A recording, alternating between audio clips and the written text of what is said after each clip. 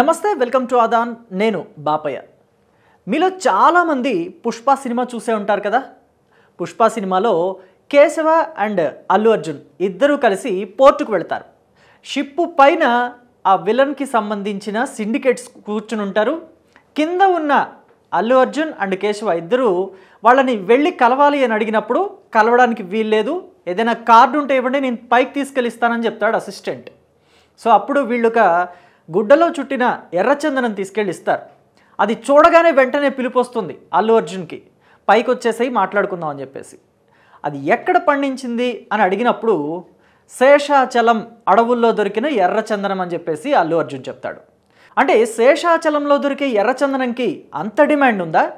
పుష్ప సినిమాలో చూపించింది నిజమేనా, లేదా కేవలం సినిమా కోసం అలా చూపించారా అంటే లేదు, 100కి 200% అది నిజం.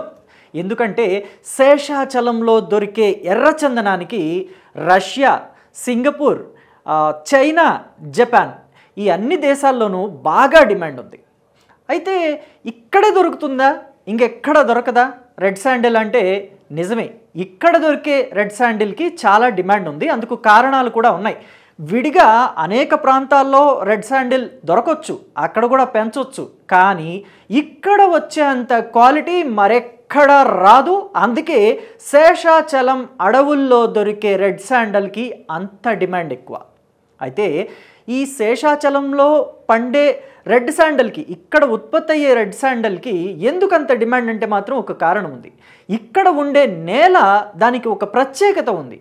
ఇక్కడ ఉండే నేలలో ఐరన్, అలాగే యురేనియం, మెగ్నీషియం, కాల్షియం వంటి గుణాలన్నీ ఉన్నాయి. ఇటువంటి మినరల్స్ అన్నీ ఈ నేలలో పుష్కలంగా ఉండటం, పైగా ఏ నిష్పత్తిలో, ఎంతెంత నిష్పత్తిలో ఈ మినరల్స్ ఉండాలో అంతే నిష్పత్తిలో చక్కగా కొలిచినట్టుగా ఉంటాయట. సో దాని మూలంగానే రెడ్ శాండిల్, ఇక్కడ రెడ్ శాండిల్, ముఖ్యంగా శేషాచలం అడవుల్లో దొరికే రెడ్ శాండిల్ చాలా బాగా మంచి క్వాలిటీతో ఉంటుందని బయట టాక్ నడుస్తుంది. సో అందుకే అంతర్జాతీయ మార్కెట్లో దీనికి చాలా విలువ ఉంది. పైగా ఇంకొక విషయం తెలుసా, రెడ్ శాండిల్ని రక్తచందనం అని అంటారు కొంతమంది ఎర్ర బంగారం అంటారు. రెడ్ శాండిల్ ఎర్రగా ఉంటుంది కాబట్టి రక్తచందనం అనొచ్చు. చూడ్డానికి ఎర్రగా ఉంటుందంటే లోపల కట్ చేయగానే లోపల రెడ్ కలర్లో ఉంటుంది కాబట్టి ఎర్రచందనం, అలాగే రక్తచందనం అంటారు అనుకోవచ్చు. కానీ ఎర్ర బంగారం అని ఎందుకంటారో తెలుసా? దీనికి ఇంటర్నేషనల్ మార్కెట్లో ఉన్న డిమాండ్ బట్టి.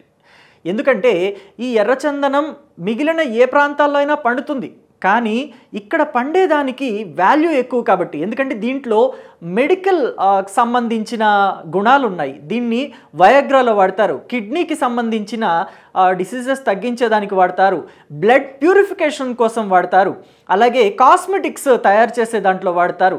సో ఇంకా చెప్పుకోవాలంటే చాలా మెడికల్ అండ్ కాస్మెటిక్ ప్రొడక్ట్స్ ఉత్పత్తి చేయడానికి ఈ రెడ్ శాండిల్ని వాడతారు కాబట్టి దీనికి అంత డిమాండ్ ఉంది. అయితే చైనా అండ్ జపాన్లో ఎందుకు ఇంకా ఎక్కువ డిమాండ్ ఉంది అని అంటే మాత్రం అక్కడ పెళ్ళిళ్ళకి ఒకళ్ళకొకళ్ళు గిఫ్ట్లు ఇచ్చి పుచ్చుకుంటారు కదా వియ్యపు వాళ్ళు.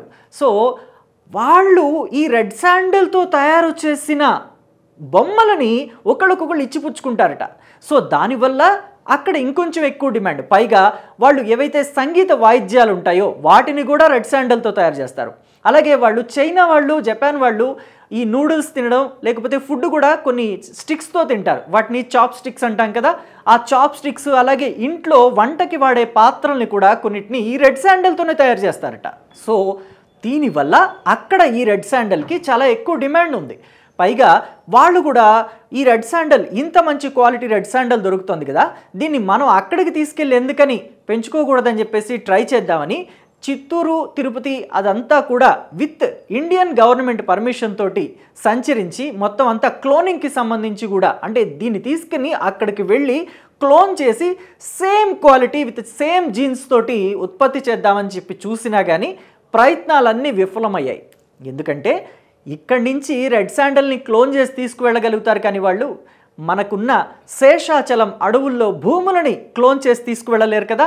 సో అక్కడే ఫెయిల్ అయింది చైనా వాళ్ళ ప్రయత్నం. ఇక ఈ ఎర్రచందనం మొక్కలు చూసుకుంటే ఇవి శేషాచలం అడవులు, అలాగే నల్లమల అడవుల్లో ఒక ట్రయాంగిల్ షేప్లో పెరుగుతూ ఉంటాయి.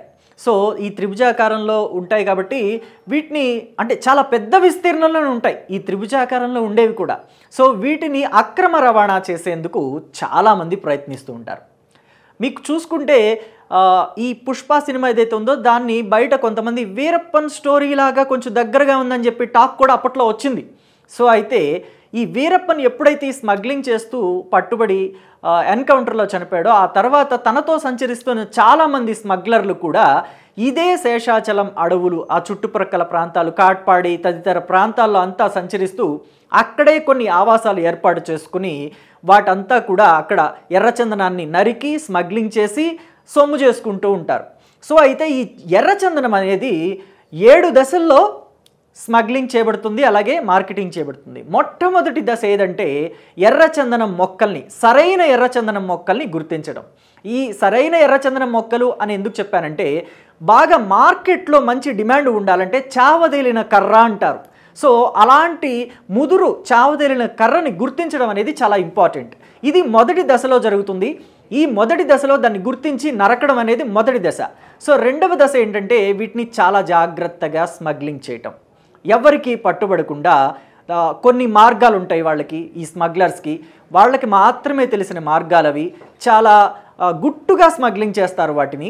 అలా స్మగ్లింగ్ చేసి తీసుకువెళ్ళి పోర్టుల్లో అప్పగించడం. ఇక మూడవ దశ ఏంటంటే ఈ జాగ్రత్తగా తీసుకువెళ్ళిన స్మగ్లింగ్ చేసి తీసుకువెళ్ళిన ఆ ప్రోడక్ట్ని మొత్తం, రెడ్ శాండల్ ప్రోడక్ట్ని మొత్తం వాళ్ళు చెప్పిన చోట జాగ్రత్తగా డంపింగ్ చేసి రావడం. ఇక 4, 5, 6, 7 ఈ 4 దశల్లోనూ వాళ్ళు ఒకళ్ళకి ఒకళ్ళు తెలియదు. అంటే ఈ 4 దశల్లో అంటే 4, 5, 6, 7 ఈ దశల్లో ఎవరెవరు ఉంటారో వాళ్ళు ఒకళ్ళకి ఒకళ్ళు తెలియదు. ఇది కూడా మనకి పుష్ప సినిమాలో చూపించినట్టుగానే ఒకళ్ళకి ఒకళ్ళు తెలియకుండా ఒక సిండికేట్ రూపంలో జరిగిపోతూ ఉంటుంది. సో మొత్తం మీద ఈ 4, 5, 6, 7 దశల్లో మాత్రం అంతా బడాబాబులే ఉంటారు, కానీ చిన్నా చితకా వాళ్ళు అయితే ఉండరు. ఇక్కడ ఒక మన విషయాన్ని ప్రత్యేకంగా చెప్పుకోవాలి. రెడ్ శాండిల్ బయట కూడా పండిస్తున్నారు రైతులు. అయితే ఇక్కడ మనం చెప్పుకున్నాం కదా బాగా చావ తేలిన కర్ర దొరకడానికి 20 ఏళ్ళు పడుతుంది అని చెప్పేసి. అదే మంచి చావ తేలిన రెడ్ శాండిల్ వుడ్ కావాలి అంటే శేషాచలం అడవుల్లో అయితే 20 ఏళ్ళు పడుతుంది, కానీ బయట ప్రదేశాల్లో పండిస్తే అందుకు 40 ఏళ్ళు వెయిట్ చేయాలి ఒక మంచి ప్రోడక్ట్ బయటికి రావాలంటే. అది కూడా ఇంత క్వాలిటీ ఉండదు అని ఘంటాపదంగా చెప్పొచ్చు. అందుకనే శేషాచలం అడవుల్ని అలాగే నల్లమల్ల అడవుల్ని బేస్ చేసుకుని ఇంతమంది స్మగ్లర్స్, అంటే సుమారుగా 40,000 మంది స్మగ్లర్స్ ఉన్నారని అధికారిక లెక్కల ప్రకారం తెలుస్తోంది. సో వీళ్ళంతా కూడా ఈ స్మగ్లింగ్ చేయడానికి వీళ్ళందరికీ అనుకూలమైన మార్గం కూడా ఉంది, అదే చెన్నై పోర్టు.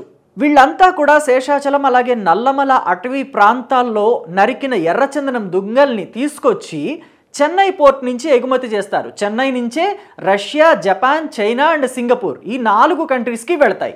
సో ఇక చూసుకుంటే ఇంత వాల్యుబుల్ ఏదైతే ఎర్రచందనం ఉందో ఈ ఎర్రచందనాన్ని మన ఆంధ్రప్రదేశ్ ప్రభుత్వం గనక సేకరించి దాన్ని ఇతర దేశాలకి అమ్ముకుంటే చాలా పెద్ద మొత్తంలో రెవెన్యూ వస్తుంది.